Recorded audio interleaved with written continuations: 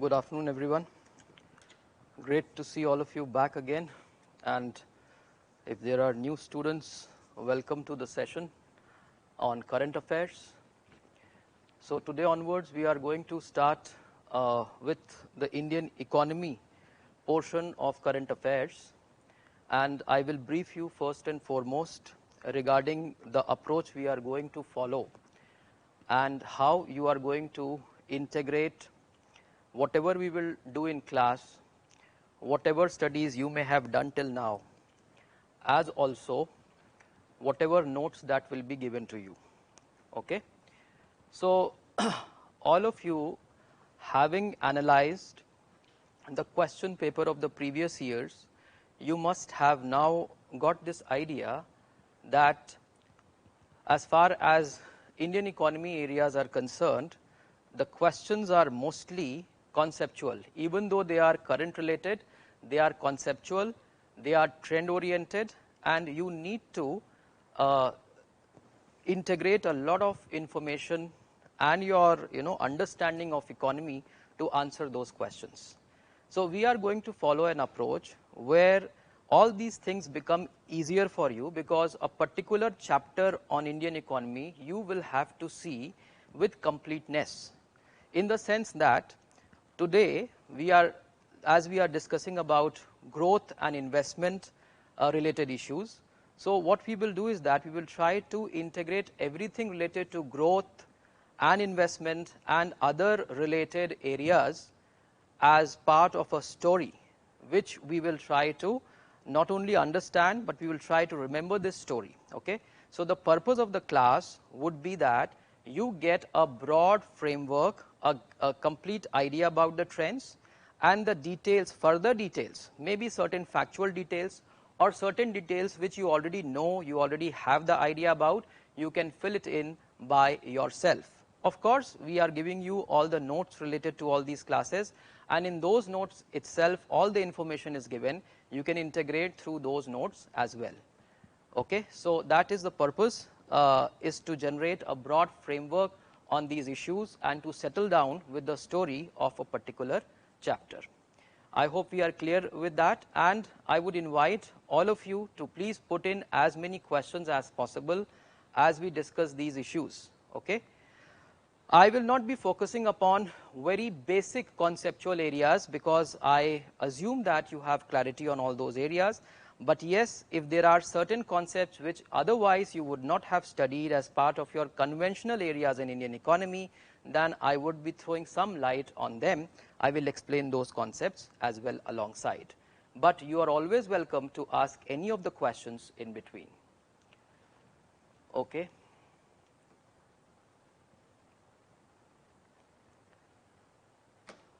There is a question that economy related current affairs. No, we are only talking about current affairs issue. Okay? But also, the way the current affairs has been asked in these previous years, all of you know that it is not only about what has happened in past 1 year or 2 year or events per se.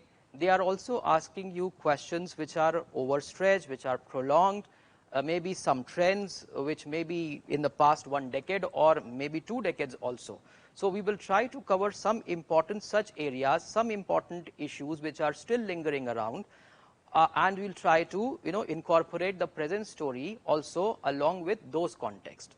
So that will help you to better understand the issue. Okay, so the topic for today, the first chapter, what we are discussing will be growth and investment. Okay, and now this is not only about growth and investment, rather it will be related to some other macroeconomic parameters also along with these two, but mostly it is related to growth and investment, the trends, what we need to do. This chapter has become very important now for this particular year. Why this chapter has become important? Because after the pandemic, we need to understand how economic growth has been taking place, how it has been impacted because of COVID, because of other reasons, essentially at the national level, essentially in India, but also in the context of what is happening at the world level. And from where do we get these trends? From where do we get this data? What are the ideal sources from where these data related to growth and other parameters, they are taken up. So I will start first of all from those sources itself, because we need to be very clear about what kind of data or what kind of questions may be asked related to what different types of these reports. So in that context, let us first try to understand things at the global level, okay, and then after that we will get into the growth story of India. So first let's try to understand the global trends, okay. Now before I will get into the trends at the global level as far as economic growth or transformation is concerned, let us see from where do we get all these data.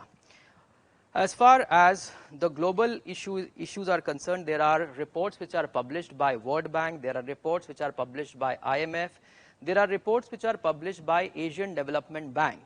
But I would rather focus more on the report which are published by World Bank and IMF. When do these reports, what are these reports exactly, when they are published, and what is the content? You need to have a little idea also about this. And the two institutions, the World Bank and IMF, they classify the economies in a particular way. So we should also look into the classification of the economies, and then because those are the terms which will be used again in these reports to show you the trends as to a particular type of economy is growing in a particular way, or there is a slump with respect to particular kind of economies, and so on. So let us first start with the reports which are published, important reports published at global level, okay. So in this case, we have first and foremost, we will talk about the global economic. I would invite you to write down everything whatever I am putting on the board, okay, so that things become far more easier for you afterwards. Once you will integrate your class notes with all the notes that would be given to you, things will become very easy for you.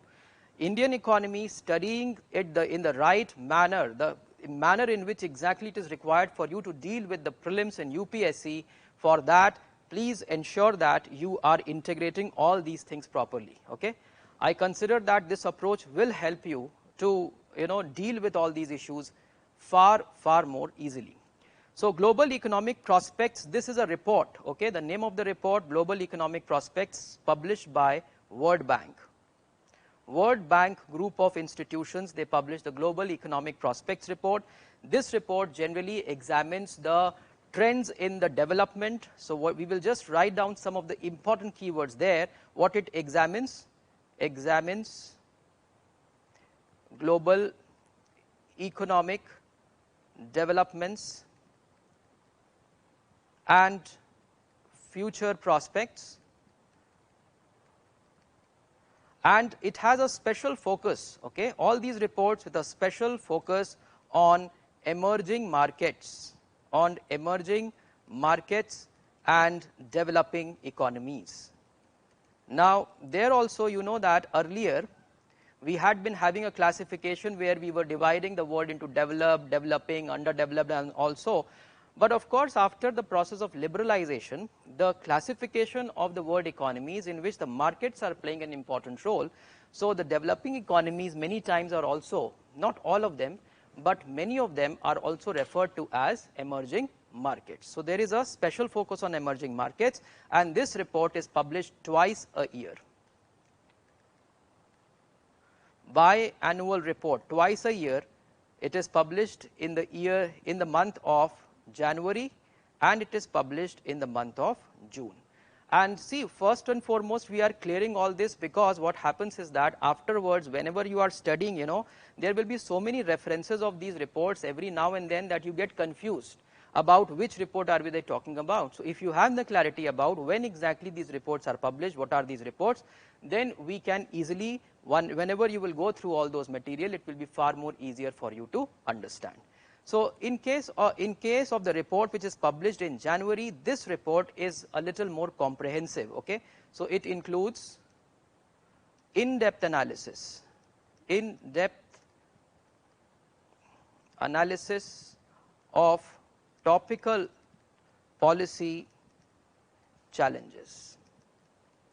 Okay, and the one which is published in June, it contains shorter analytical pieces. That means this will be related to some specific issues, smaller issues, rather than a very comprehensively dealing with the world economy, which usually happens in the report which is published in January. So obviously the January report will become more important for certain reasons. Now it should be clear to you, and the June report will become more important for certain reasons. What is the classification of the World Bank? Let's see that also. World Banks. Now this, you may be knowing this one, but I am doing because I will have to use these terms in our discussion. Classification of economies. Okay, so this is essentially the classification of the World Bank is on the basis of per capita income. It divides the countries of the world into various categories. It divides in 4 different groups. What are those 4 groups? You must be familiar with these. It is low income countries, low income economies. There will be low middle income economies. There will be upper middle income economies, and then the last one will be higher income economies. Okay, these are the 4 classification of the World Bank of the world economies. Now let us look at another source. Okay, so this was World Bank's resource. This is how it will, and of course in these reports it is going to analyze things on the basis of the trends which are there in these classification of economies. Remember that sometimes World Bank also uses or refers to the classification which is done by IMF, and sometimes IMF also uses the terminology of World Bank to explain things, because both the institutions, they are like a twin institutions and they work in tandem. So sometimes there will be such exchanges of ideas, concepts of each others also in explanation of their reports. Okay, let us look at the second source now. The second one is what you call as the World Economic Outlook. World Economic Outlook. World Economic Outlook report is published by IMF. Okay, and this is also published twice a year. Published twice a year. It is published in the month of April and also in the month of October. In fact, we will be referring to some of the very recent reports as to what they are saying with respect to the pre-pandemic situation, what is happening in the pandemic, especially in the year of 2021, and then what are the medium term and long term prospects, how are they going to change. So the World Economic Outlook, I am going to use the abbreviation WEO because I will be using this report a little more frequently in analyzing the trends. In fact, the third source which we will consider in most of our discussion obviously would be Economic Survey, which is published by the Government of India. But the Economic Survey also, when it looks at the broader trend at the world level, it mostly refers to these two institutions' reports itself. And remember that it is not that World Bank and IMF comes up with only these reports. World Bank and IMF will come up with a number of other detailed reports, more analytical reports, more specific issue based, because there are various other divisions and sub-organizations within these two big organizations. So those reports will also be there, and a detailed study of those, because many times if you go through Economic Survey, you will find that there are references of a lot of documents which are taken into consideration from where things are being reflected as far as analysis of trends are concerned. Okay, so this report it is published twice a year, April and October. It analyzes obviously the global economic developments both in the near terms and also in the medium terms. So let's write that also. Analyzes global economic trends in near terms and medium terms. Okay, not in long terms. And please also try to understand which of these reports will be more important, right? Which of these reports will be more important in the sense that in our analysis today we will be refer more frequently to the report of IMF, because IMF and World Bank will focus slightly on different issues. World Bank is going to focus more on the longer term issues, right? It will be focusing more on the structural aspects of the economy, whereas the IMF will focus more on the maintenance aspect, more on the current aspect, more on the immediate aspects. It is not that it is not focusing on the structure, it will focus on the structural aspect, but its focus will also be on the maintenance aspects of the economy as well. Structural aspects will be there, obviously it will be there, but it is going to, like for example, the fiscal issues or the issues which are related to the monetary system will be rather dealt more in detail by IMF in comparison to the World Bank. Okay, so what is the IMF's classification of economies? Let us see that as well. This is rather more simpler. IMF's classification of economies, it will be dividing the countries in the world into, first of all, into two broader categories. The first category would be the advanced economies, and the second one would be emerging and developing economies. Okay. Now it uses the term emerging and developing economies. Sometimes it also uses the term emerging markets and developing economies. What is meant by near and medium terms? Near terms means what is happening in this particular fiscal, which is running. What are going to be the predictions, or maybe a next year what is going to happen will be nearer terms. Medium terms would be something like what is happening in 3, 4, 5 years. That would be medium term. This is how projections are made in these reports. Rank reported twice in a year.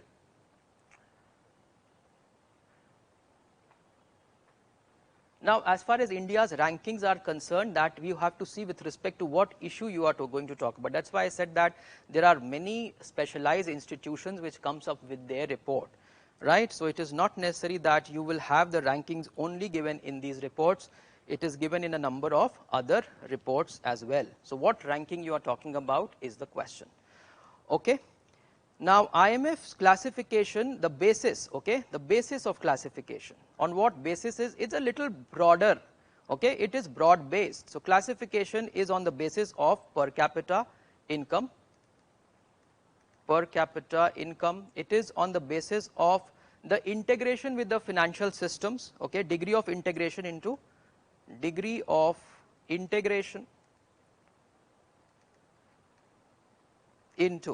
global financial system, and third is how diversified their export basket is, or how diversified obviously their economy would be. Once the export is diversified, then the entire production regime is more diversified. So it is about diversification, on the basis of diversification of export. These are the three factors which the IMF takes into consideration.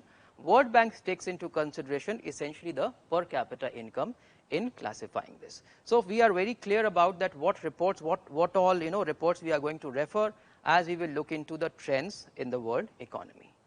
Okay, so let us then now get into looking into some of these trends at the global level. As far as the trends are concerned, we need to see also very broadly, generally, as to what had been happening in the medium term in the past also. So let's say in the past 3 to 4 years what was happening, and then we will see what is the situation now and maybe what some of these reports would be predicting for future. Now I will be making a selective study of some of these important reports here, and exactly you should follow whatever I am discussing here. Nothing more, nothing less would be required for you to get an idea about the trends of the world economy as far as these sources or otherwise overall issue is concerned. Okay, let us look into, and I will put it in some particular format. If you follow this format, it will be far more easier for you. You will have the detailed, you will be having the detailed notes with you, which obviously you will be getting today itself. It will be uploaded with respect to today's class. So in that case, what you will do is that you will go through the class, and then along with the class, please go through those notes also, and you will have a little more detail on some of these issues. Some of the issues I may not be discussing in the class also, because we will be having limited time and we have to cover all important things. Those things which obviously you will not be able to deal with by yourself, we are going to deal with them in the class itself.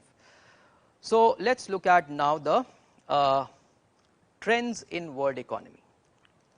In fact, I have put in that heading before itself, but more precisely it should come now, trends in world economy or global economic trends also you can say. So we should classify this also into two phases, right? The phase would be pre-pandemic phase and the post-pandemic phase, how things have changed over this period. And with respect to India also we will do the same thing, the pre-pandemic phase and the post-pandemic phase. And the pre-pandemic phase we will have to get into a bigger context as to what had been happening in the entire decade as far as the economy was concerned. So let us first talk about the world economy pre-pandemic phase, okay, and as far as pre-pandemic phase I am referring to this report, okay, World Economic Outlook report of obviously IMF of January 2020, okay. This report I am referring, from this report I have taken these data that will help us to analyze the situation of how the world economy was running before pandemic had struck. So this entire period, let us see what years are we talking about. Let's see 2000, and one more thing, let me make it very clear to you.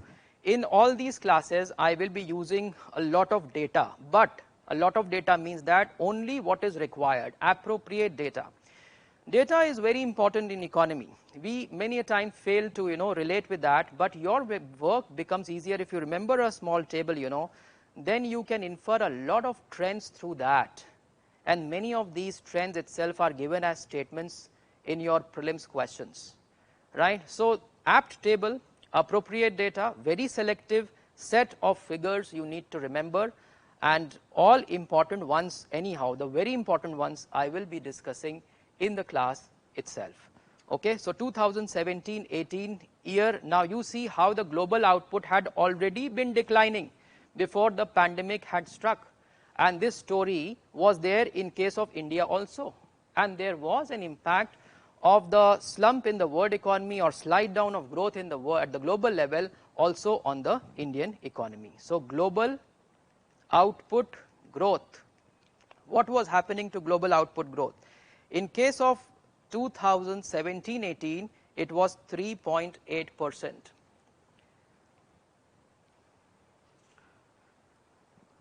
Now World Economic Outlook report, what I had mentioned before, is published in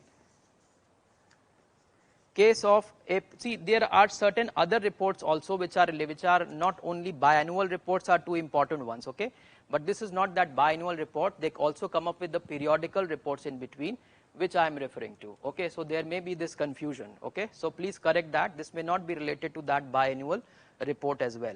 2018-19 3.6%, and 2019-20 this would be 2.9%. You can see that how the growth rate has declined over the period of time, and this declining trend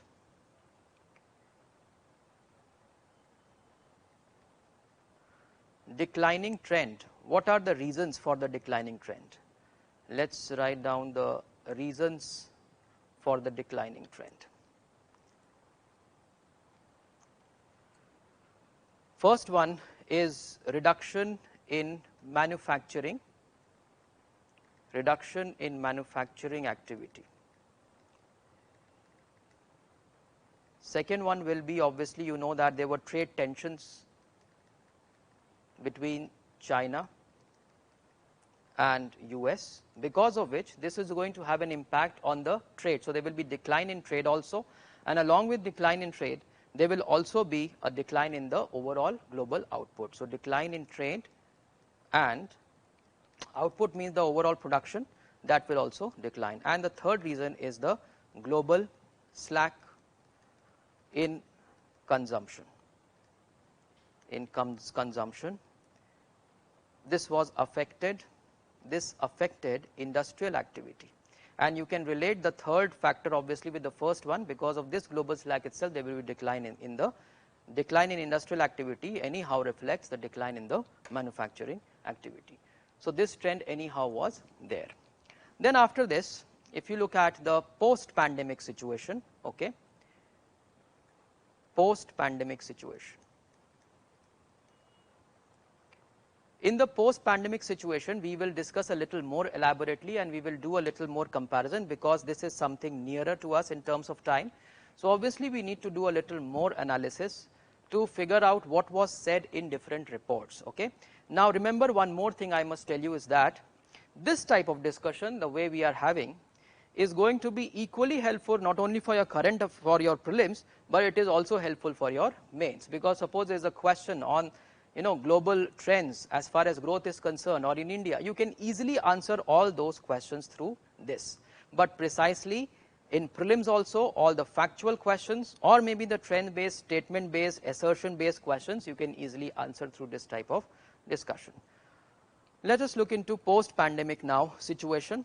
So what are the reports and what are the years we are going to talk about? Let's write down first. We are talking about 2021. So trends and what are the reasons? These are the only two focus area for us, 2021-22 and 2022-23. What is going to be the prediction for these coming years as well? I may not be filling in all the data with respect to these 3 years, only important ones which the reports themselves have highlighted. That's what we will be looking at. Let's see that. First one is the World Economic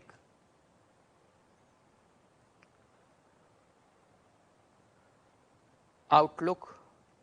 Okay. Now remember one more thing, as I have said it earlier, let me make it very clear. When I have said earlier here, okay, I have said biannual reports of the World Bank January and June, and then biannual report here in April and October. These are important reports which are more detailed ones. Okay. Apart from that, there are other monthly publications also, and sometimes in my discussion I may be referring to them also, so don't get confused about that. Okay, like World Economic Outlook June 2020. Okay, now you will say that how come June 2020 if it is published in October and April? So there are reports. Now there's another one, World Economic Outlook. I'm talking about October 2020. We don't have to discuss all these things in detail. Okay, I'm just mentioning very selected few trends over here. World Economic Outlook April 2021, sorry, 2021. Then we will look at only one of the reports of World Bank. So Global Economic Prospects, GEP of the World Bank. This report we will look at the latest one, June 2021, what it says about the trends in growth. And of course the third one will be the Economic Survey of India 2021. Okay, let us see how the trend, what is the trend in the world economy from all these reports, because this will give us a clear picture of this. So in the report which was published in June 2020, that means somewhere when the pandemic had started and it was it had risen and it got intensified at this time. So obviously the picture would seem to be more gloomy, and the reports which were published, it was showing a decline in the world global output of 5.2%, whereas the report which got published in October, their anticipation wasn't that this type of recovery would be happening. In India also we are calling it as a V-shaped recovery. In many other countries there were better recoveries than what was anticipated earlier. So the report which published in October, it showed a decline of 4.4%, and in fact the report which got published in April, it showed a decline of only 3.3% as far as the global output is concerned. And for the year, we will look into the reasons also. Let us look at these two reports are more important for us. The World Economic, because these are two latest reports. So the World Economic Outlook report published in April, it had said that the world economy is going to be growing at the rate of 6% in the year 2020. Why 6%? 3.3% decline, so obviously it is going to increase much faster next year because the base has already declined to that extent. And what had been the normal trend otherwise in the world economy growth? If you see that, the normal trend had been somewhere around hovering between like 3 to 4%. So obviously 6% reflects because the base got lowered the previous year, so it would be growing by 6%, and year after that again it will fall a little bit, it will go to 3.5%. 4%. Now this is the report. Let me just highlight this. Look at these figures. Only some explanation for these three figures now of the IMF's report. What explanation we need to? First of all, it is saying that, I'm just writing down the explanation over here. First one, it says that medium term global growth to slow down to 3.5%, right? Now you understand what is medium term. Obviously immediately after the pandemic, because there will be recovery, so growth rate will be much faster, but over the period of time again the growth rate will normalize. So from 6% to 4.4%, in another 2 to 3 years it will fall to 3.5% is what the IMF report is saying. But this report is also telling us some more facts here. Okay, let's see what the report says. It says that there is lower contraction and stronger growth in the world economy happening than what was anticipated earlier. It's very clear from the data itself. Previous report was showing higher declines, but it declined only by 3.3%. So if it is declining less than earlier, then it is giving the reason also. So it says that lower contraction and stronger growth than projected earlier. Because what are the reasons that have been given? First of all, what can you guess about any reason that could be there why there will be lesser decline in the world economy than what was being projected earlier? Any idea? Anyone?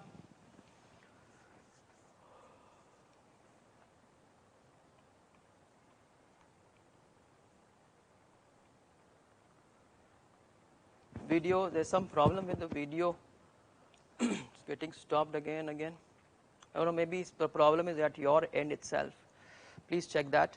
So first is there will additional fiscal support given, and especially additional fiscal support given by advanced economies. Okay, you say few large economies, they were coming out with far bigger doles and support or fiscal support, maybe in terms of some kind of relaxations or some increased expenditure on public by the government.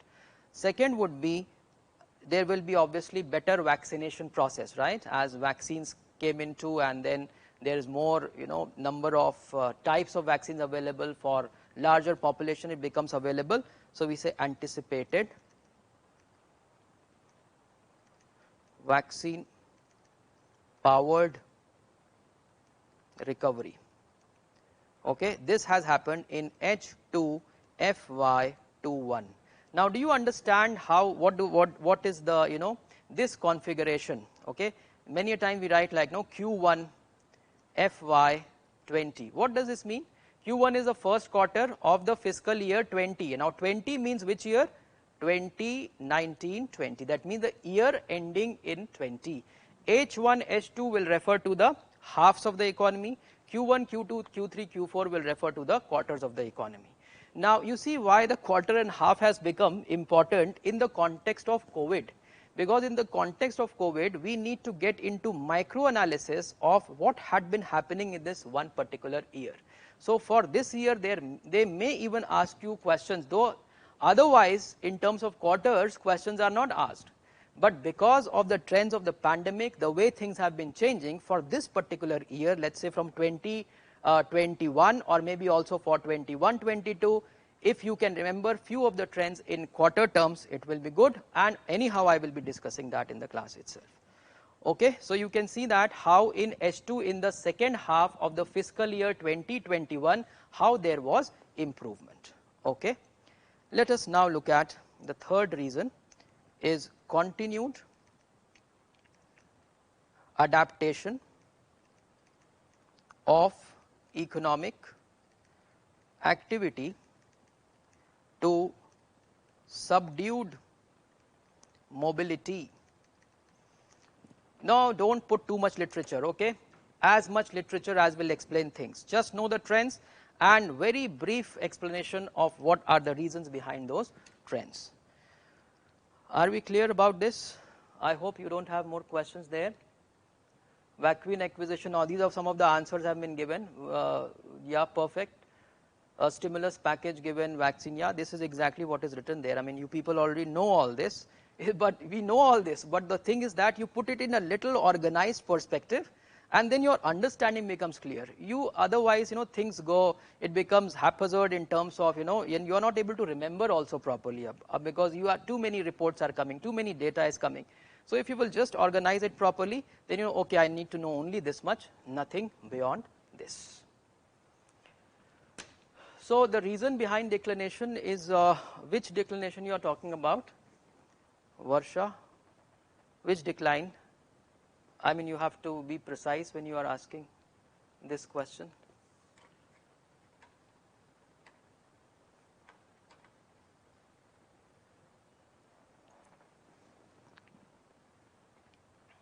Okay. Let us look at the World Bank's latest report, 2021, what it had to say. Whereas the IMF had been predicting a growth of 6% for 2021, World Bank had been predicting a growth of 5.6% for this particular year, and it says that in its report, it says that US will be growing at 6.8% like the bigger economies, and China would be growing at the rate of 8.5%. Now, what is the reason behind these two faster growth? As it has been said very clearly, make it very clear, World Bank in its report in very categorical terms, as also IMF, they have highlighted that the advanced countries, they would be doing far better, and because the emerging markets, developing economies, they will be finding it difficult to deal with COVID, also because the way the vaccination process would be going on, the poverty levels may increase, or there will be more inequalities in the society. So these trends, what is the reason behind? Two reasons have been given for this fast growth, especially in case of bigger or larger economies or advanced countries. First was the release of pent up demand, right? Release of pent up demand. And second, of course, that means their demand was suppressed for some time. So obviously once the economy is opening up and the lockdowns are removed, then obviously there will be again demand revival taking place. And second reason would be the fiscal support, large scale fiscal support. Now this is more important in case of United States of America, where more stimulus support has been given for the revival of economies. Are we getting the point? Then one or two in analytical points you can write. As far as the World Bank's report is concerned, what it says is that stronger rebounds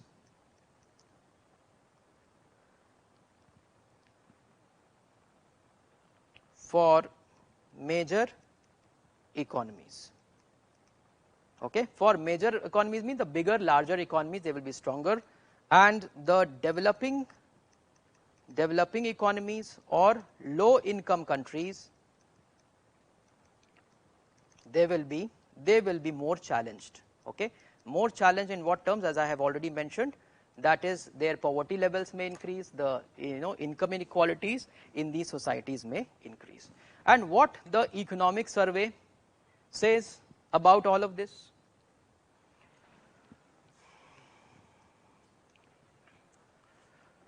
Okay, for those people who are facing some problem with the video, I think you need to refresh whatever gadget you are using. Okay, please do that. What is meant by pent up demand? I have just explained. It is like the demand was suppressed, right? Because there was slowdown, I mean there was a lockdown and economic activity not happening. So obviously demands will be suppressed. There will be less demand in the economy, but the moment you will lift up and the economic activity will revive, demand will rise up again. That's what we mean by the release of pent up demand. Okay. Economic Survey 2020-21, what it says, it talks about 2021, it says that there will be decline, but it gives you the range. And why economic survey is, government documents in India, they try to be very play safe, right? So they don't want to just put one figure out there. They are saying that 3.5 to 4.3% decline, right? So they are telling you the range. And why the range? Because they themselves are depending upon these reports. And these reports of World Bank and IMF, they themselves are varying. So they are giving us this range in which the economies are going to be suppressed for this particular year, I mean the already gone year. And they also are saying that the advanced economies, they are going to do far better than emerging markets and developing economies. Okay, advanced economy, this means that I have just put in short there. You can just write the explanation for that is advanced economies will do far better than the emerging markets and developing economies. This is what we have already been saying in our analysis of this report. So this is the trend of the pre and post pandemic world as far as economic growth is concerned. Everything is at one place. You don't have to look at any other thing now. You just need to look at these tables, that's it, nothing apart from this. Forget about everything else. You also know the reasons over there. And many a times what happens, you know, that in case of prelims also, as I'm telling you, the questions will be, you will be able to answer questions only on the basis of reasoning. Just because you know, remember certain broad data, just because you remember the relationship among the parameters, that you will be able to decipher and reason out what shall be the answer, whether the given statement would be correct or it will not be correct. Okay. What is the first reason in case of global economic perspective? The first is release of pent up demand as far as the growth is concerned. Okay, I think you are asking about this. Stronger rebounds for major economies. Now these are the trends, not the reason as such. The trends which are given in the report, stronger rebounds for major economies. And second one is developing economies will be showing far more inequalities, and there may be increased poverty levels also. That's all as far as the world economy trend is concerned. We shall look at one more thing at the world level before we will start talking about what has been happening. In fact, the Indian story is more interesting also, and we need to look at bigger dimensions to those stories because of the already the economy, there was slowdown in the economy before the pandemic had arrived. Okay. Can I revise the table in brief? Now, why to revise the table? This table you are saying? I mean, what do you want me to revise here? We are saying let's do it, a recap quickly, or let's do a quick, very fast recap from this. I think is clear to us. Let's not talk about the reports and all. Look at the trend over here. Pre-pandemic trend is very clear. Global economy was already going down. Why it was going down? What were the reasons? Manufacturing going down, industrial activity going down because consumption levels were slacking, and there were trade tensions which were there, right? So it was not, all was not growing, and as well there will be impact on the overall global output levels as well. And as far as post-pandemic is concerned, now during pandemic and afterwards, initial anticipation was more gloomy, but afterwards, as you know, we came out of lockdown, and as the year progressed, as the vaccination process started and all that, obviously there were better trends reflected. So these also reports also started to anticipate. They were more optimistic about the revival of the economies. That's what the table is telling you in general, and I have used only fill in only those data which is required for us. I'm not bothered about what the previous report was saying about 20, 21, 22, 22, 23. Okay, so let's look at one more thing now. Quickly, the title for this, I will say that there will be other effects of pandemic. Other effects of pandemic, of course, something which is more detailed. Till now, whatever we said was only very broadly about the growth rate. Now we are looking at a little more detail. What are the other effects of the pandemic? Now, there also we are sourcing it out from some of these sources. So, first source, what the economic survey is saying. Let's say economic survey of this year itself, 2020-21. What all it is talking about? First of all, it says that there is a global composite purchasing managers index, PMI. Purchasing Managers Index, PMI. What is this Purchasing Managers Index, and who publishes this index? Because it was mentioned in the economic survey. Purchasing Managers Index, it is basically, it reflects reflects economic trends in the manufacturing and service sectors.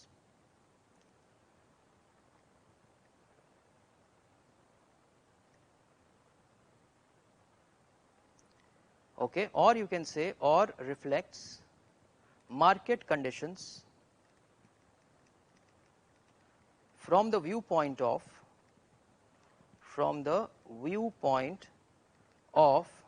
purchasing managers. So purchasing managers, obviously that means the focus is somewhat on the what is being consumed by these private industries, organizations, procurement, all those things. So that will reflect about how the manufacturing sector or the service sector is performing. That is, and this particular index, it is not something very official because it is published by the global non-government organizations. So I don't consider it to be as important. Okay. Subdued mobility is one of the, okay. Let us see now what had been the trend with respect to this. With respect to purchasing managers index PMI, it had been contracting.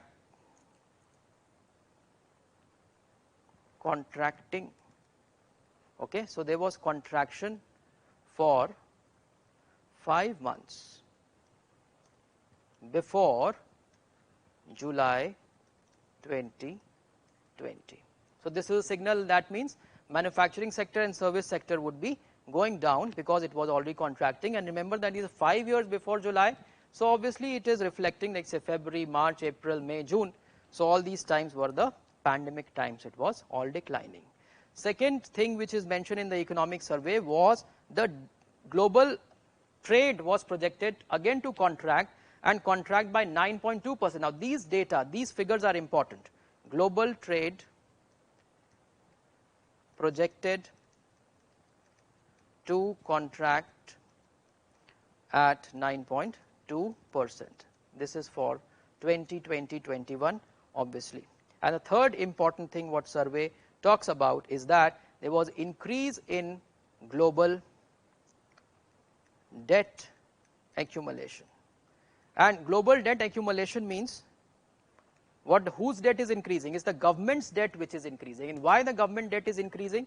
Government debt is increasing because government is not able to generate as much of revenue. Already there is a slowdown. Government is not able to generate as much of revenue, and at the same time there will be more debt because government will have to spend more and more on the stimulus packages, providing fiscal support. So the debt levels will go on increasing. These are the three important trends in the economic survey. Okay. As far as the other global level impact of the pandemic is concerned. Second one will be with respect to World Economic Outlook report in April 2021. Only the latest one now. We are not looking at any of the previous report. What it says is that there will be pandemic to leave scars in the medium term, leave scars in the medium term. It says that labor market to take time to heal. Okay, and investments held back. Why investments will be held back? Already there are a lot of problems related to uncertainty, and there will be balance sheet problems of various organization companies. They will not have enough capital to invest also. So obviously because of the uncertainty, essentially they will be holding back the investments. Okay, and then the last one before we go on to talk about the trends in India, the Global Economic Prospects Report of the World Bank. So I am just mentioning some extra point here in case of whatever we have already discussed before. Apart from that, again June 2021 report. what it says is that per capita income in emerging economies,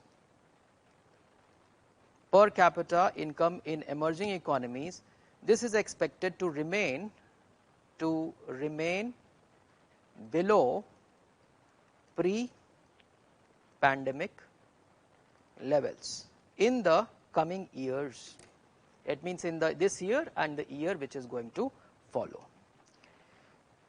And it says, obviously, the point which I had already mentioned, increase in poverty levels and inequalities.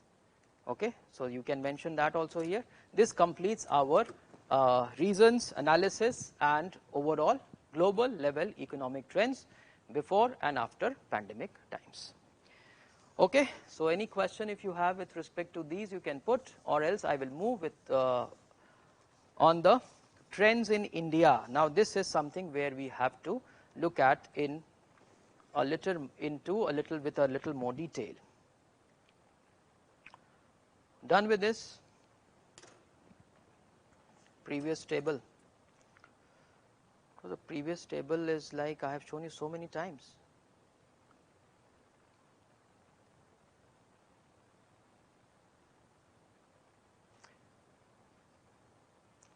Those of you who are facing any problem with the video, please try to refresh or restart your gadget.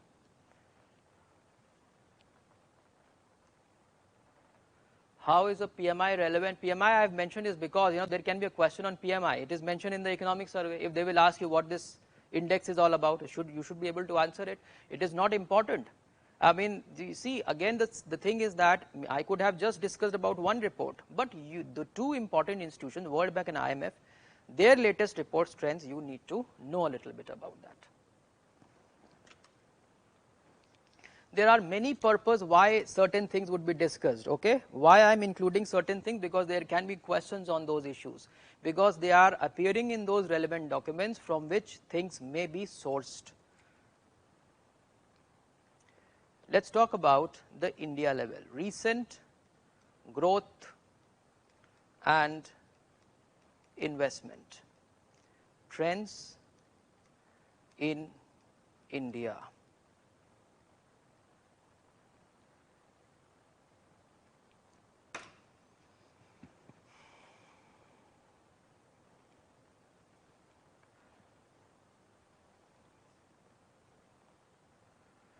Subdued mobility is one of the biggest things which brought about the slowdown. How are we adapting to it? What can replace physical mobility of goods?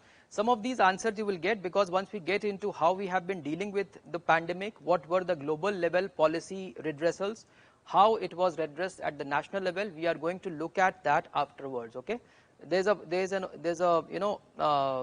particular flow with respect to which I will be discussing these issues. So I will answer those questions a little later on, or maybe in the next class some of those questions will get answered. Okay, see, the chapter on growth and investment is very important for this year. Okay, and because in the government also, all of you know that the government has taken large number of initiatives with respect to providing some kind of support either to the people directly or to the industries.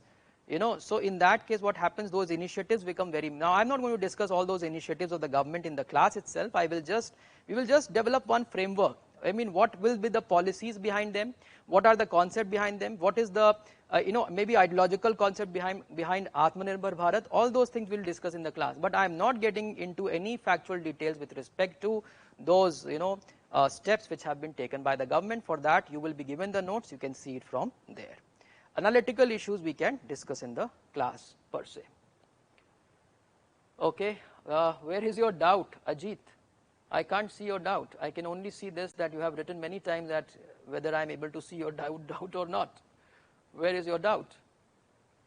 Please write it again. I can't see that. Okay, so as far as the trends in India is concerned, as we said that earlier also. Okay, something interesting before we get into this. You see, I don't know how many of you have gone through economic survey in the recent years. What I find in the literature of economic survey that the government is giving, and please remember it's a publication of the government of India. And government of India would try to give a lot of explanations, and there may be a little bit of politics also behind that explanation. Now, we will not be highlighting all of those things, but we should be aware about those things, that those may be the issues. Like for example, with respect to the slowdown of the growth process, the explanation which is given in the economic survey cannot be the only explanation, because that is one narrative which is being set by the government in power. There may be many other explanations also given with respect to the way the slowdown is happening. And then who is responsible for those slowdowns? If you will ask this government, they will say for all the problems of NPA and the slowdown in the growth, the previous government is responsible. If you will ask the previous government, they will say, no, this is nothing to do. These people who are there in power, they have created the mess. So you see, the story is, you have to look at the story from both sides, right? So there has to be an independent analysis. Now, the purpose of the class in prelims may not be as much, that where you can dedicate a lot on these analysis. This is more important for your mains preparation. But even for prelims, what may be different factors or reason why slowdown happens or could happen? This will be more clear to you when you look at both the sides of the stories. Okay, so I am going to give you certain explanations which are given there in the economic survey per se, but along with that, we will also look into the alternative, reasonings. We will question also those things which have been mentioned by the government. So let us see what there has been, especially in the economic survey of 2018-19 and 19-20. Usually you people will refer to the economic survey which has been published recently. But in the notes also we have incorporated the economic survey of 2 years. Okay, all important things of the previous year survey has also been taken into account. Because nowadays the way the questions they are asking is stretched over the period of time. So they may ask you something which was maybe in 2 years back economic survey as well. So what the economic survey 2018-19 and 19-20 also has clarified, and they have mentioned this, is that there is a unit there. Okay, they say that there is a drag of the financial sector, drag of the first thing, drag of the financial sector on the real sector. And this drag they are explaining from 2003-4 to 2011-12. What is this drag of the financial sector on the real sector? All of you know what is real economy.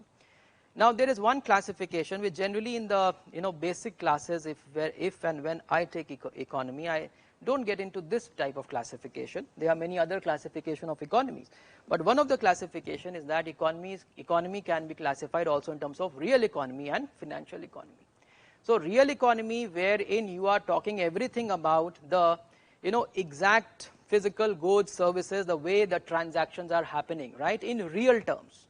Whereas the financial sector or financial component of the economy, where it's all the financial instrument transactions which are happening behind the scene. Okay, so because if you look at the economy overall, then you have to take into consideration all the transactions. Some of the transactions are happening in real terms, physical terms, and some of the transactions are happening only in terms of financial instruments. So there will be a difference between financial economy and, so like for example the banking sector, the way the credits are given, the way the loans are repaid, this all will be part of the financial sector, but it has its impact also on the real sector. What is happening in reality? What is the impact on the production process? What is the impact on buying and selling of goods, on procurement and other things? So both the things are related, and this is what the economic surveys have been saying in the past 2-3 years, that there had been a drag of the financial sector on the real sector, especially from the year 2003-4 to 2011-12. Now what is this drag of the financial sector on the real sector is what we will try to understand. Okay, again explained with reason PMI. Okay, that's what Asta is asking for. 1% global GDP is how many crores? See, I am not getting into those figures right now. Okay, that is something what you can do also. Okay, so if you want to know the exact figure of the GDP of India or exact figure of the GDP of the world level and what 1% of, please Google it. You will easily get those answers. and neither I would be remembering also all of those figures. Farmer protest and economic, so those issues, farmer protest, its impact on on agriculture or whatever, those things will come afterwards, when I'll discuss agriculture, then we'll discuss all that. Question regarding how savings rate is playing an important role in capital formation. This will come, Gautam, it is going to come. We are going to discuss all of that. Let's see, many of your answers you will get in this discussion itself, whatever we are going to have. Let's see this now. Okay, so what has been happening in these years from 2003-4 to 2011-12? Let's try to understand through a flow diagram, okay? First of all, we say that there is a huge credit expansion. Remember one more thing. The explanation which I am mentioning right now, primarily, first and foremost, will be the explanation given in the economic survey, okay? But that will be a more simplistic reality. Things are far more complicated, so we will consider some more factors also into account afterwards. So huge credit expansion happening. You know that why this huge credit expansion happening, there is a reason for that also. That means the UPA government earlier, in order to promote growth and all, because see, the economic scenario initially, before the financial crisis had come, was quite optimistic. Because economy was, it was growing fast, and the entire environment seemed to be very positive, optimistic. Then obviously those who are the policy makers, they will think about to promote it further. So they started to promote or giving more and more of credit, so there was a lot of expansion. So huge credit expansion. So what happens? Firms started to borrow. Please remember this flow chart, what I am discussing is very important, okay? This will make things quite clear to you, and you can even question that. Don't blindly believe that this is the explanation given in the economic survey, so it will be fine. No, we can question that also, because there may be many other factors, as I am mentioning again and again, would be there. Excessively, to borrow excessively from 2007-8 onwards, okay? That means there were more and more, 3-4 starts to increase, but after 2007-8 you will say they will start borrowing more and more. Then what happens is that after, when they had, especially this year 2007-8 is important, because this is the year where there's a lot of credit expansion. It was happening at a faster pace than in comparison to other years. What happened after this came in the financial crisis. Now there was some anticipation when it all started, and also because of certain other reasons, also to promote industries further also, okay, and maybe also because of the looming crisis which was there, RBI, Reserve Bank of India, extending what you call as regulatory forbearance. Regulatory forbearance means, now this term will be very frequently now used, and you all already, I hope that you already know this. This would mean that there will be a provisional moratorium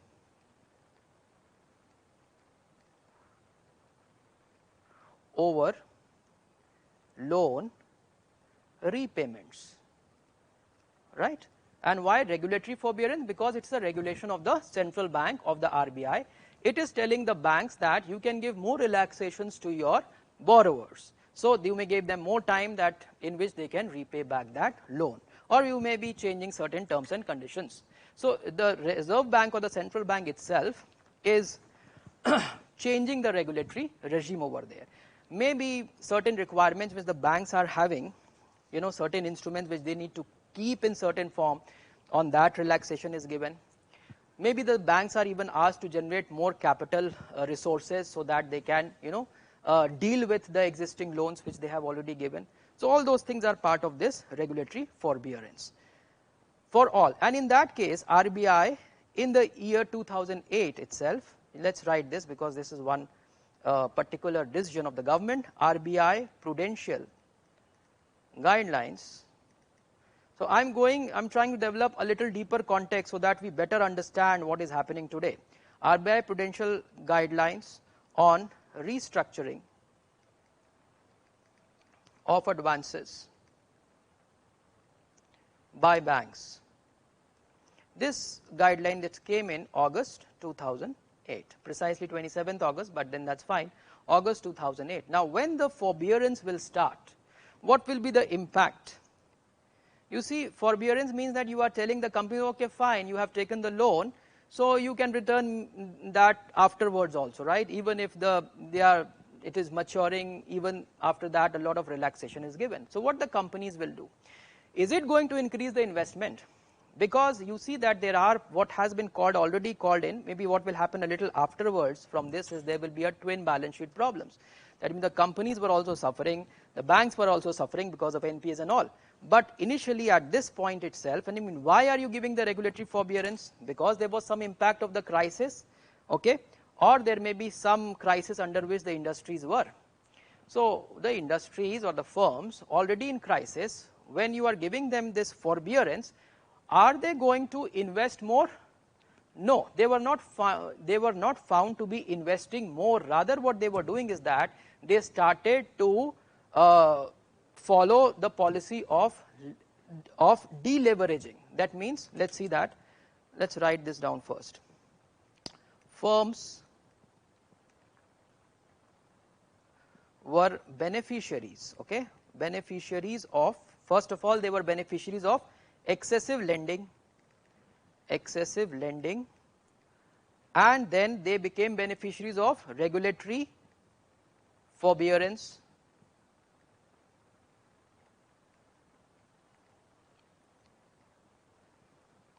so firms which were beneficiaries of excessive lending and regulatory forbearance, they cut down investment the most. Why? Because these were the firms which were already in crisis. So they were getting into more, they were getting more lending from the bank, and then they were also getting more forbearance. But then they did not increase their investment. Rather than increasing their investment, these were the firms which were found to be, let's write this further, firms rather they focused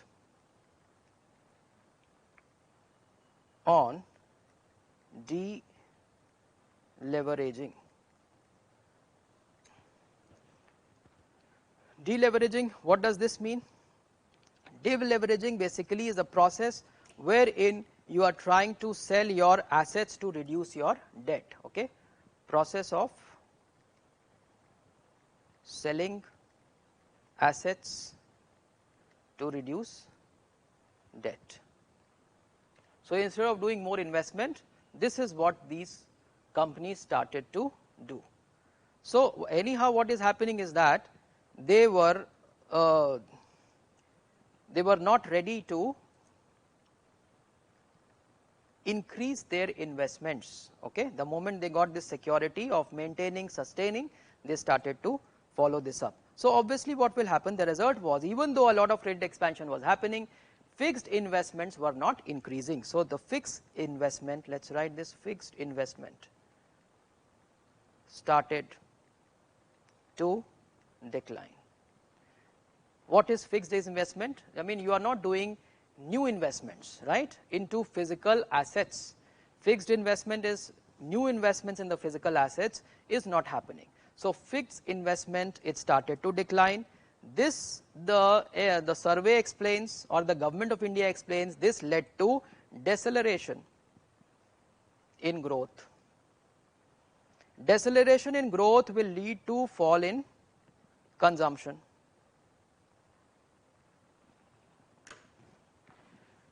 Deceleration in growth, so first of all, you see more credit expansion, but not resulting into increased investment. Investments are falling, growth is falling, fall in consumption.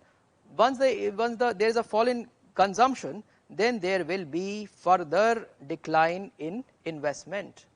Because if there is fall in consumption, there will be lesser demand. If there is lesser demand, then again there will not be further more investment. Why would the firms be interested in increasing production when the demand is going down?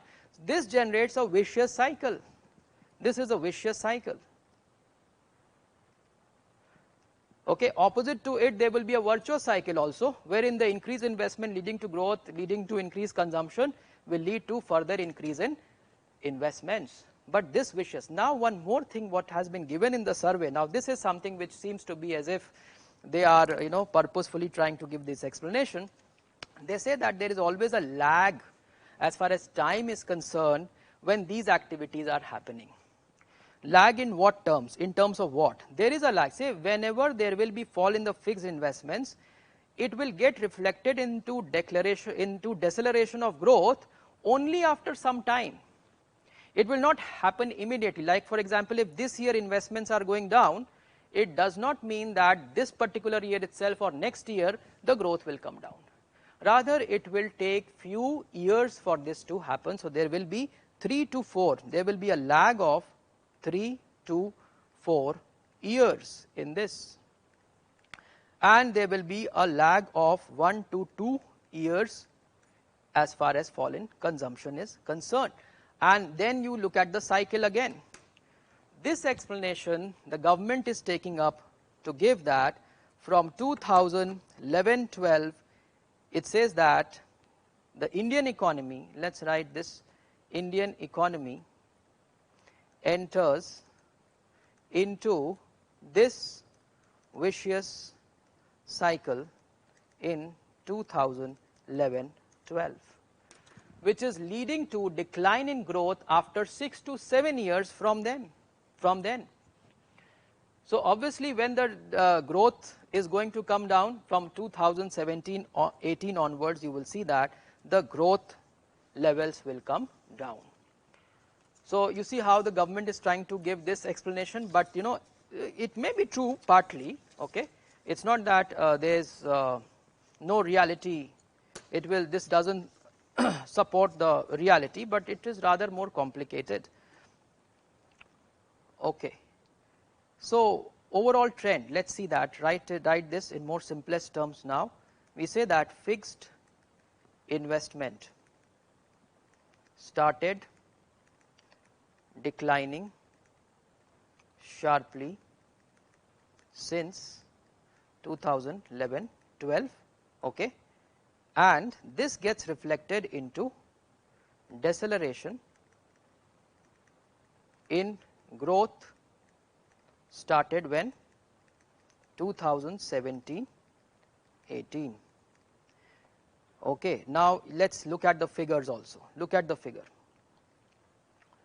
There was a fall from 8.2% in fiscal year 17. Fiscal year 17 means 2016-17 to 4.2% in the fiscal year 20. So this is a trend. We are looking at the trend before the pandemic. Already slowdown had started, okay. And what are the reasons? Some of the reasons are clear. We will just put a little more, make it more complicated. We'll try to give more reasoning to it. Fiscal year 20 means that it is 2019-20. In fact, one more point is important here, is that as far as this is concerned, just write this fact. In fact, in Q1 FY20, you understand what is Q1 FY? That means the financial year 20, that means 2019-20, the first quarter, okay, that is March to June quarter. In this quarter, so this is the quarter since when the trends will be changing. India's or already has changed. Real or inflation adjusted GDP, it grew at 5%, okay. You see, this is how it was clear that from this time onward there is a clear decline has already taken place, and this is the real or inflation adjusted GDP grew only at 5%, and this was lowest in past 6 years. So the question here is that this is a cyclical slowdown or is it a structural slowdown? So whenever the slowdown happens, what do you mean? What is the difference between cyclical slowdown and or structural slowdown? So this looks more of a structural slowdown rather than cyclical slowdown. Cyclical slowdown is the one which is a usual slowdown that happens because of the business cycles. Okay, so this is the cyclical, this is the usual slowdown, part and parcel of economic or business cycles. So you don't probably have to worry as much regarding cyclical slowdown. Structural slowdowns are more intense, and they are, maybe they will get stretched for a longer period of time. It may be because of some deep rooted problem in the structure of the economy itself, for which you will have to bring about certain types of structural reforms. Adjustments would be required at the policy level. So what the government will say, government, the kind of measures which the government had been taking, it was considering these slowdown to be cyclical slowdown also, and in order to explain those measures which the government was taking, it says that the slowdown is cyclical.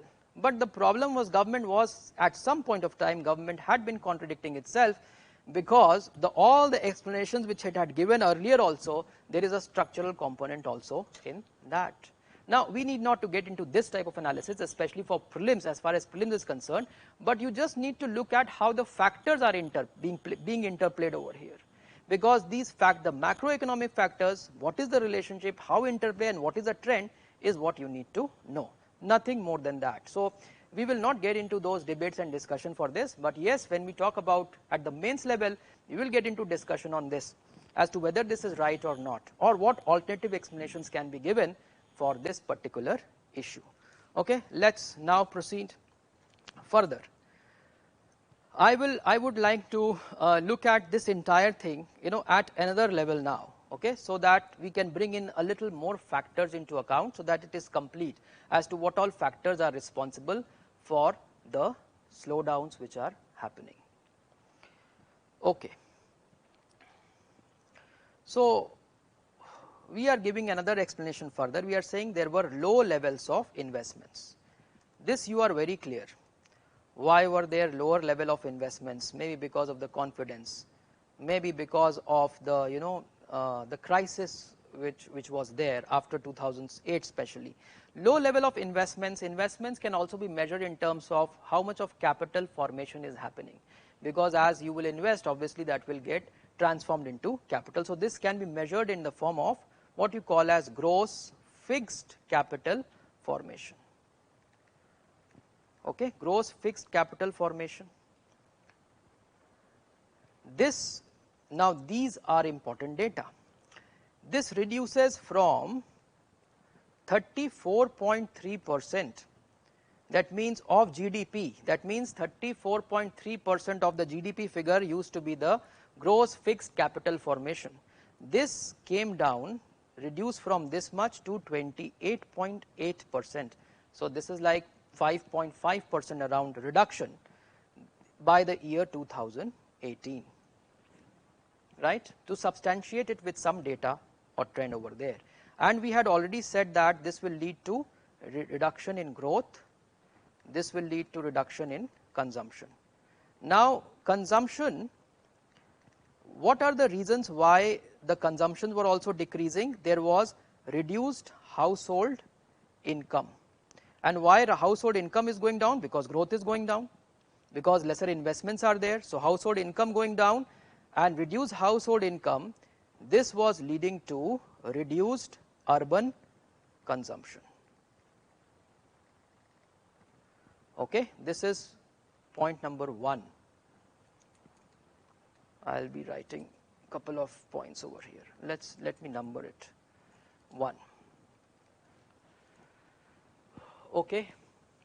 Yes, demonetization will also come as a factor. That's why I'm doing this, because I had to put in some more factors and show you how the things will impact, and you have to analyze it also by yourself. And this will show that the government's explanation will seem to be very simplistic, because there are many other factors also which are working. Reduction in growth also leads to reduction in income. Income reduction will also lead to reduction in savings. Reduction in savings. Okay, please show, all of you will have to go a little faster, okay, especially in these classes where I have to cover a lot of issues. So I'll be going a little faster, though I am explaining things wherever it is required for me to repeat. I am repeating things, but please mind this, that you will have to increase your speed. Okay. Reduction in savings. Here again we will see a figure. Savings in household sector declined from, this is very important, you see 35% in the financial year 12, means year 2011-12, right, to 17.2% in FY18. Okay, now this somehow reduction in the savings in the household sector, we also know that household sector is the biggest contributor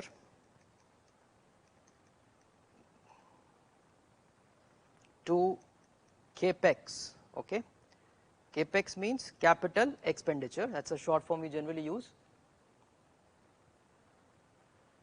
Yeah, I know I am fast, but I have to be, because by now I assume that you people would have been versed in most of these issues, that things should fall in place.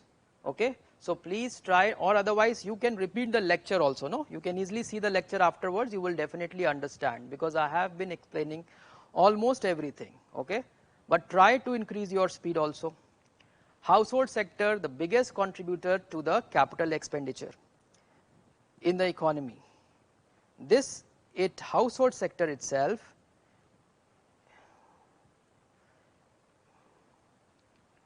it invests nearly 77% in the real estate sector. So what will happen to the real estate sector? Real estate sector will also go down, right, and then that will again affect the overall economic activity, and there will also be an impact of, so real estate sector will lose its steam, lost steam of the real estate sector further intensified because of intensified due to demonetization. Okay, this is just to see that, you see that how all these things will get affected, how savings will get affected, how investment will get affected because of demonetization, and how some of the industrial activities, especially the small scale sector, they will also get affected by demonetization. And the government in all these years was not able to even properly regulate or manage the increasing NPAs in the banks. So there were all the problems, right? Let's write the problem of slowdown further exacerbated by what all factors? First, demonetization. Second, continued crisis in the banking sector. Third, inability of insolvency and bankruptcy code. I will discuss many of the things afterwards when we discuss the banking sector. Inability of the IBC to resolve issues. And fourth, global trade tensions. And fifth, declining manufacturing. Now the government of India also probably could not focus properly as much on the manufacturing sector, but I trust that now they would be focusing a little more on the manufacturing sector, especially through these production linked incentive scheme, which we will be discussing afterwards. So these are overall the factors of of how and why the slowdown had been happening.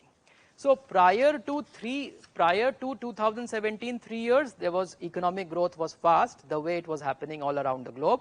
From 2017 onwards, there is a decline, and we have seen all the reasons for why this decline had been happening in the prolonged context also, and then in the immediate context. But in the immediate context, we need to get into a little more detail, where we will put also now the pandemic into the picture. Okay, now let's see some of the questions if you have before I will get further.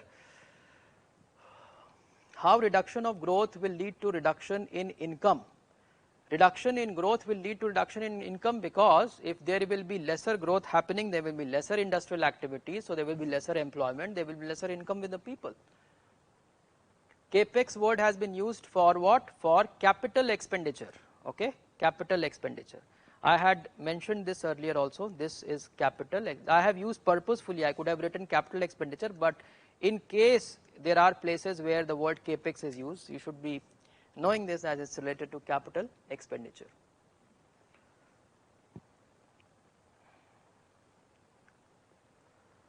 Okay. So you can always, some of you who are having some problem with the video, some problem with the speed also, please you can see the lecture afterwards also. Okay. But please keep following everything, make notes properly, and then you can repeat everything, because otherwise, you know, it's what is the meaning of forbearance? Regulatory forbearance was like you are giving some concessions, right? You are giving them concessions with respect to what? Loans, moratorium, more time to repay back that loans.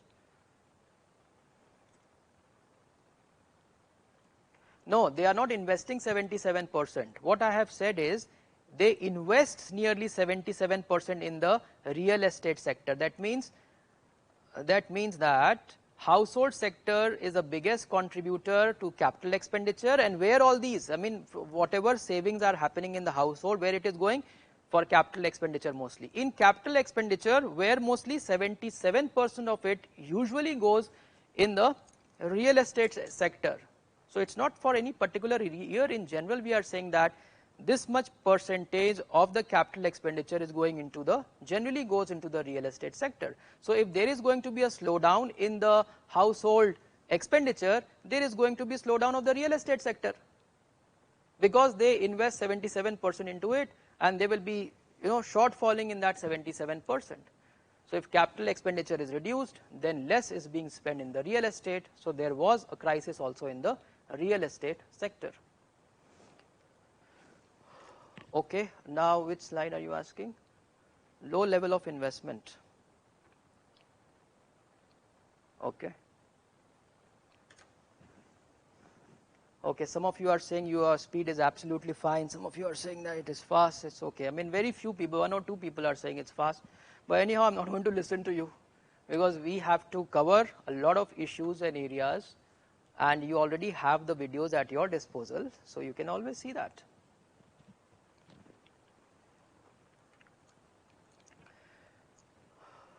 Shall we move now further?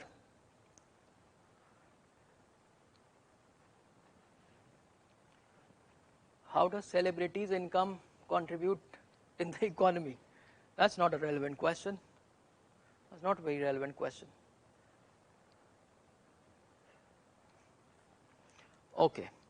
Now let us look at the figures. Okay. We are going to look at the GDP figures for some of the years, and what is the component of the GDP essentially, so that we look into the trends with respect to some more parameters now.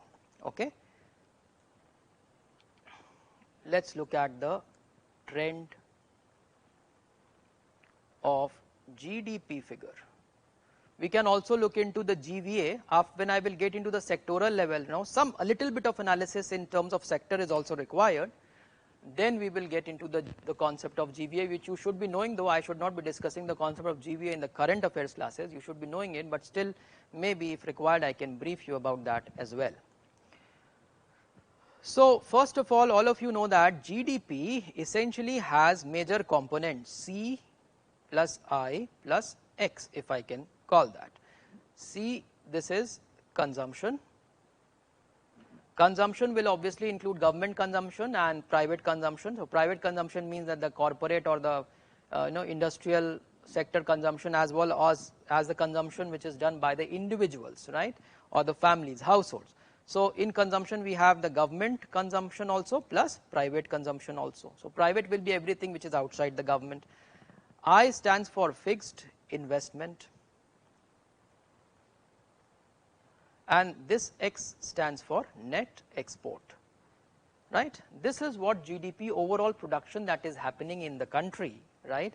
It includes three components: everything what you are consuming, everything whatever you saved and you invested, and then of course the figure what you have sent outside the country, I mean net production which you have sent outside the country. These three things will form GDP. Now we are interested in not only looking at the trend of GDP, we are also looking at the trend of consumption, fixed investment, or maybe export also. What is the component? And we also should see their trend as to if GDP is increasing, then whether it is increasing because of increased consumption or not. Like for example 2019-20 onwards, you will see that government consumption has increased. So that is contributing more to the GDP, but after pandemic we will see that investments have come down. So it is balancing, or it has become more negative. The growth has fallen because, not because of increased government consumption or private consumption, but because of decrease in the fixed investment. So these three factors are important for analyzing GDP and their trends also. So let us look at, I am going to draw a table here, but I will not draw a complete table. Rather this table is given there in your notes, okay. But please try to see that you follow this table afterwards along with the figures and see the trends over there. I will more broadly just put in some of the figures over there. I am talking about a table which talks about the GDP of 2017-18, 18-19, 19-20, and along with GDP it will also show total consumption, okay. Then it will show government consumption and private consumption. Then it will show fixed investment, export and import. So from that you can get net export also, okay. But I am just putting in only some of the figures in this table, not all the figures. GDP was how much? 7.2. It was growing at this rate, 7.2% growth. This is growth in GDP, okay. This was 6.8%, and 2019-20 it had fallen to 4.2%. Okay, now rest of the figures I am not writing. You will have to see the trends. The trends I can mention. So you can easily see from here, as I had been mentioning earlier, in terms of figure also now it is clear, 2017-18 onwards GDP has been declining. So what is the reason for this decline? Like for example, when it has declined into this 4.2%, what is the reason for the decline of the GDP? Let's look at this. Generally you have already seen this, but recent decline, okay, recent decline. Just before, that means pre-pandemic, just before the pandemic, what is the reason for the decline? Of course there is a longer context, we have seen all those reasons, but for that particular year if we look at what had been the reason for the decline. So you have to see on the supply side also and also on the demand side. On the supply side, there had been, the reason for that decline in the GDP or the growth was that all sectors were declining minus agriculture and allied plus public administration, that means all the government related whatever is spent in the government, plus defense plus other services. Rest of the sectors, essentially the industrial sector, manufacturing sectors, all of these had been declining on the supply side. And on the demand side, the problem was, of course, there was a reduction in fixed investment. Now this is a continued problem, so it is still continuing. Reduction in fixed investment was also the reason for the recent decline just before the pandemic. Okay, now you all of you know that after this was the election year 2019, the new government which comes into power, the new budget 2019-20 budget presented in July 2019, which talks about, if you want to mention July 2019 budget, this budget talks about making India a US, in terms of US dollars, 5 trillion economy by the year 2024-25. So at what rate you need to grow thereafter, what are the possibilities, how will it happen? So once we get into the reasons for this fall or slowdown, then we will be able to correct that if that possibility is there. Also one more thing, one more trend, okay, I am just mentioning the trend. See, I have not drawn this entire table because I don't want to waste time over here. You people can afterwards see this table from the notes which has been given to you, okay, and please see, look into these trends what I am just mentioning over here, okay. Few discernible trends, okay, that is from those data in table. First one is that there was growth in real consumption. Growth in real consumption, it started picking up. These are very important trends. There can be questions on these, right, precisely, because this is happening very recently, and get into the reason how it is related to other factors also. Growth in real consumption, it started picking up in Q2 HY20, that is second quarter of which year, 2019-20. And once you will look at this table, it will be very clearly mentioned there. In fact, in the table which is given in the notes, even Q1, Q2 is mentioned over there. You can see how it has started, how the consumption, the growth in the real consumption, it had started to pick up. So there has been a significant jump in government final consumption. Now you see how, what will be the impact on the GDP. You see this GDP, we have seen the component. So GDP may have been declining, but from this particular year it may increase, but it was not increasing thereafter also because the other factors could not improve. Even in the pandemic year also you will find that the government's consumption has increased, but still there was a major decline in the GDP. Why? Because the other factors were not supporting. That will be very clear when we look at the pandemic figures. So what is happening exactly before the pandemic is that the consumption, the real consumption, it has started to increase, significant jump in government final consumption, plus also there was growth in private final consumption. Growth in private final consumption. Now there is another table which is given there which will tell you, you see, are you people interested in knowing this one?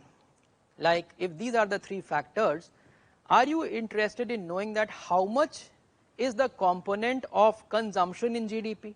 How much is the component of fixed? How much percentage of GDP is consumption? Which may be around 70%. And maybe around 25 to 30% is contributed from investment, and rest of it comes from the net export. So there is a table given there, year wise trend. You can see how the consumptions and then even government and private consumption, how it has changed in the very recent years. That table will be very important. I am not drawing that table over here. You can see, please note, I am just mentioning, please note the trends, okay, of consumption, investment and net export from the table, okay, for the recent past 3-4 years.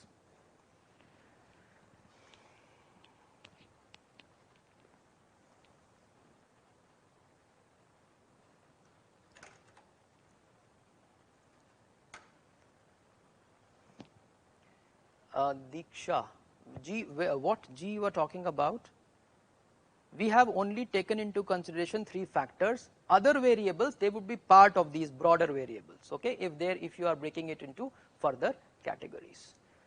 Okay, please go through. This will be an interesting table which will help you to answer many questions. Okay, now we will get into the pandemic induced slowdown. Okay, finally this will probably the last issue we are discussing for today is the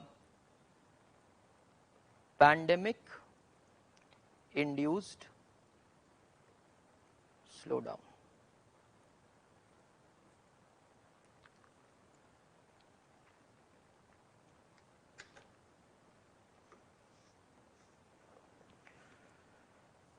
Okay, let's look at the NSO estimation. Now this is NSO, okay, not NSSO.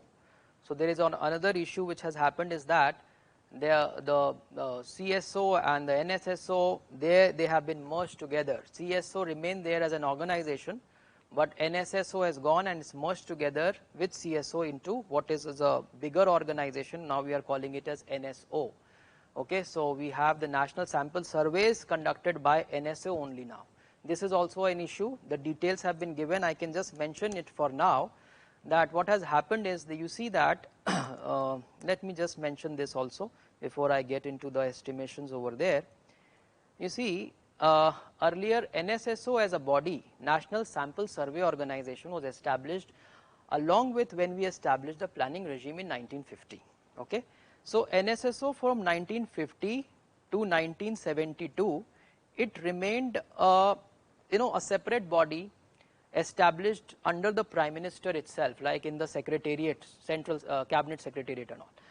But that's not important for you, just need to understand it was more independent a body. It was focused on to planning and all those issues. It used to conduct a lot of survey, and when a body is conducting independent surveys, it has independent management of data, so a lot is available also for the researchers outside the government far more easily. Okay, but then what happened in 1972, from 1972 to up to the year 2019, National Sample Survey Organization was brought under the ministry. So the moment it was brought in the ministry, then there is a little more control of the government, yet it remained independent. Now what has happened is that NSSO as a separate body is not existing, it is merged with CSO and it is still under the ministry, so it's more strongly controlled. So 2019 onwards, what we will say, the regime of NSSO, there will be more stronger control of the government over the NSSO, which has actually now become NSO. So it becomes NSO overall. And what is NSO? This NSO will be, this order was passed in 2019, right? CSO plus NSSO merged together to form NSO.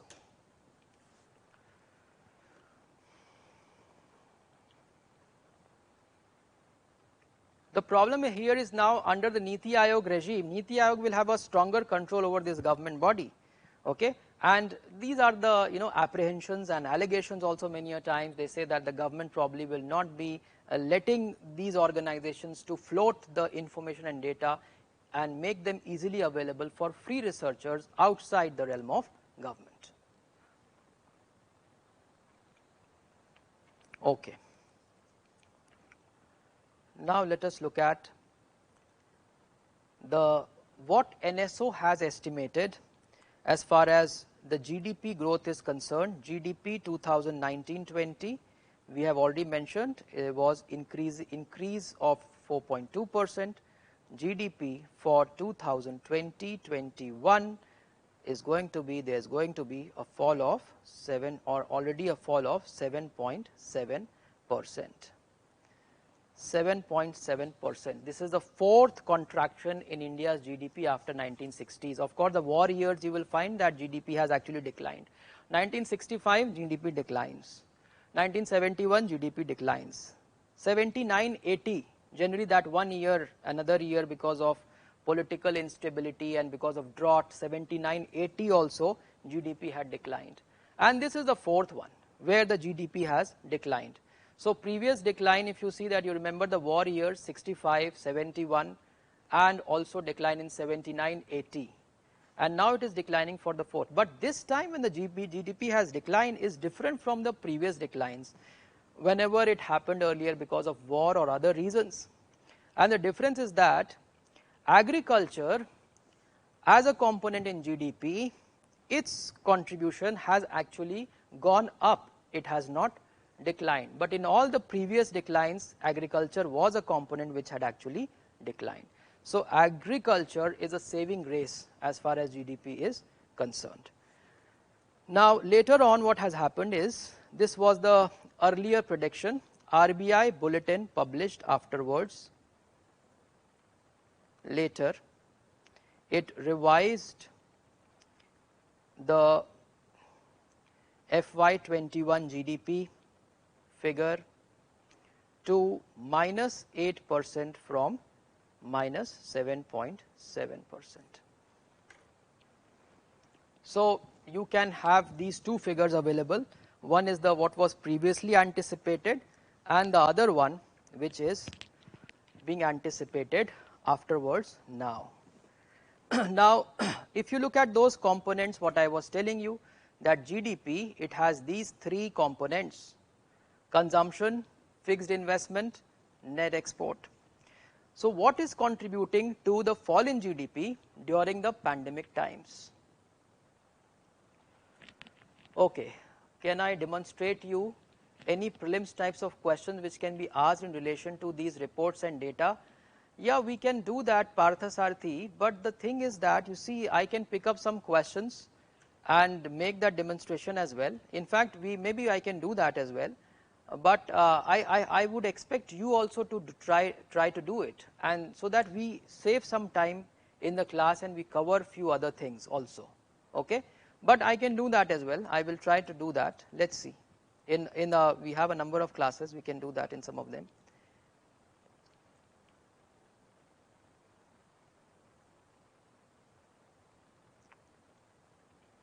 Few more trends, just write down 2-3 more trends before we will wind up. First one is that government, this is what we have already written earlier, but this trend is still continuing. Government final consumption expenditure has sustained the growth. It has sustained even though it has fallen. That means had government final consumption not been increasing, then the fall in the GDP would have been much higher, because it has increased to 14% from 12% in 2019-20. In 2019-20 it was increasing it increased by 12%, but in 2020-21 government final consumption, it had increased by 14%. This is important. Then there is restrained, another trend. Once you will have to look at the data, but then for this particular year the data may not be available. Okay, it has not been published. I mean, these details has not been published because a lot of it is anticipated. Restrained personal consumption in contact sensitive sector. This is but obvious, and therefore what has happened, share of, you can say therefore, share of private consumption has almost remained the same. Almost remained the same, indicating adverse impact of pandemic. That means private consumption, it has not increased, it has sustained at the very level where it was. And why it could not increase? Because of pandemic. And one more point we can write is the gross investment has contributed most to the contraction in GDP in 2020 and 21 with its share in the GDP. This is what I was telling you. If the consumption is increasing, so the GDP has actually fallen because of fall in the gross investment.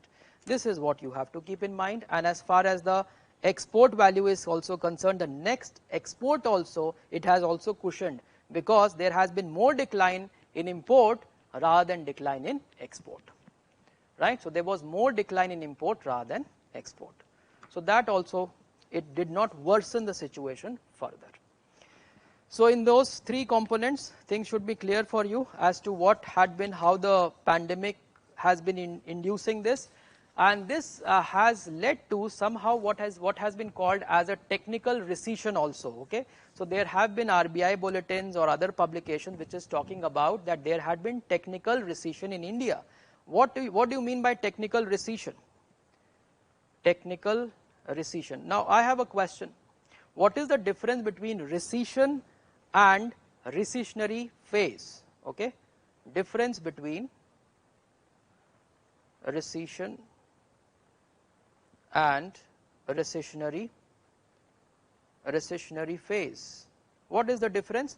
The difference is that whenever there is a slump in the economy as part of the business cycle, so there is a phase of boom and there is a phase of decline, or this phase of recession will be a short term part of those cycle which will be considered as recessionary phase in the economy.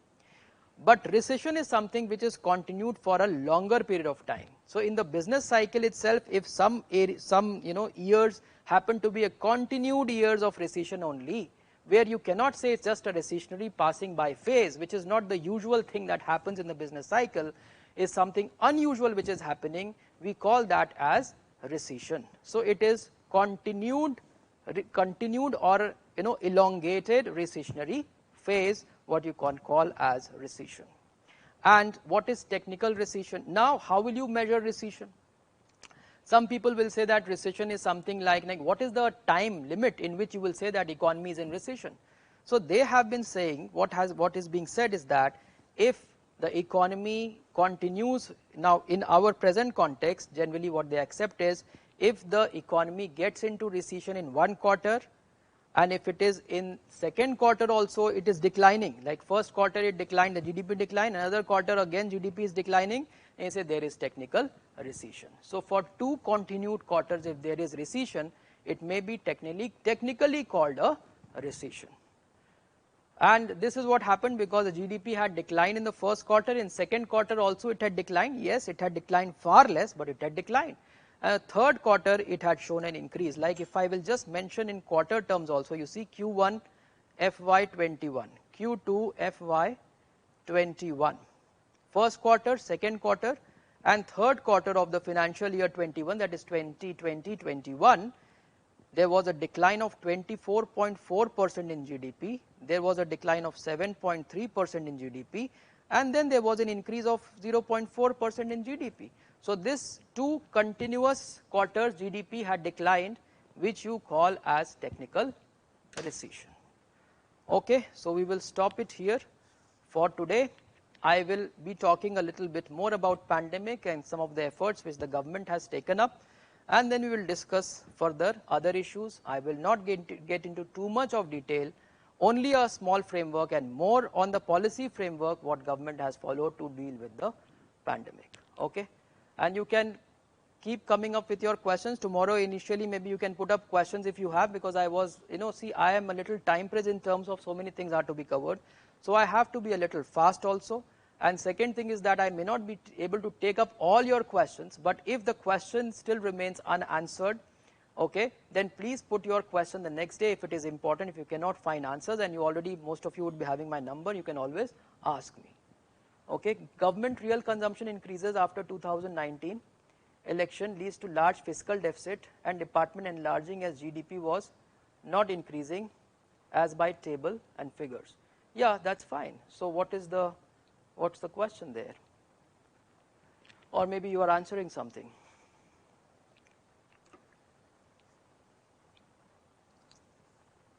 last point on gross investment leading to contraction.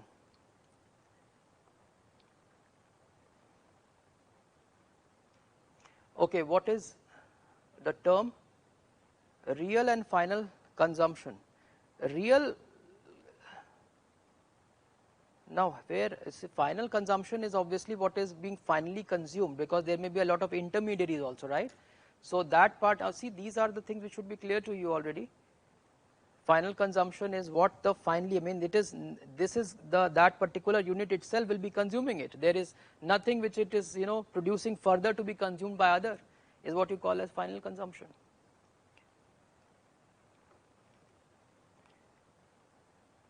Yeah, you can include, just see, try to think also over it, right? How these factors would be related also, that will be there.